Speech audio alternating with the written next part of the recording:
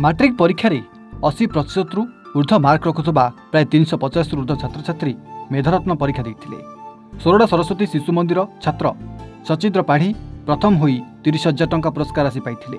निमखंडी सरस्वती शिशु मंदिर छात्री स्नेहाराणी प्रधान द्वितीय स्थान रही 21,000 टंका और शिवानंद नगर सरस्वती शिशु मंदिर छात्र कान्हूचरण महांती, भंजनगर सरस्वती शिशु विद्या मंदिर छात्र आनंद कुमार सेठी, गोसाई नुआगाँ सरस्वती शिशु मंदिर छात्र नरसिंह आपट यथाक्रमे तृतीय चतुर्थ पंचम स्थान अधिकार करी 12,000 टंका 11,000 टंका एवं 10,000 टंका पुरस्कार पाइछन्ति।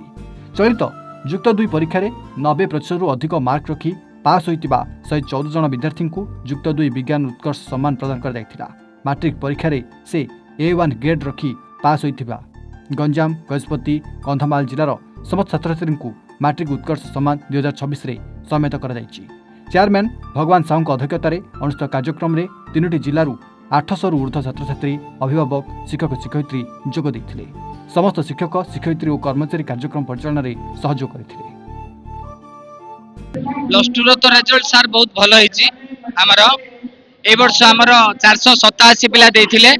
समस्त पिला फर्स्ट क्लास रे पास हेचोंदी 3 जन को छाडी करी आउ हमर 90 एबव रे 114 पिला अछंती आउ 500 एबव रे 269 पिला अछंती आउ ऑल ओडिसा रे हमर 4th पोजीशन जे कि अंशुमान हमर सडंगी से मैट्रिक रे 552 आनथिले। वर्तमान 595 रखी की ऑल ओडिसा स्तर रे चतुर्थ स्थान अधिकार करछंती। आज नालंदा विद्या मंदिर हायर सेकेंडरी स्कूल रे मेधारत्न परीक्षा अनुष्ठित होइतिला। से 10वीं श्रेणी गणित भौतिक विज्ञान जीव विज्ञान इंग्राजी विषय परीक्षा होइतिला। मोट 120 क्वेश्चन रहितिला। गोटे क्वेश्चन रो मूल्य 4 मार्क थिला एवं माइनस मार्किंग थिला 1 मार्क। मार्क तो केते कहि नांदी किंतु प्रथम स्थान अधिकारी करछि। पुरस्कार राशि 30,000 टका रहिछि। मु आगो को बड़ ले शिक्षक हेबा लक्ष्य रखिछि एवं पिला मानको भलो शिक्षा देबा लक्ष्य रखिछि।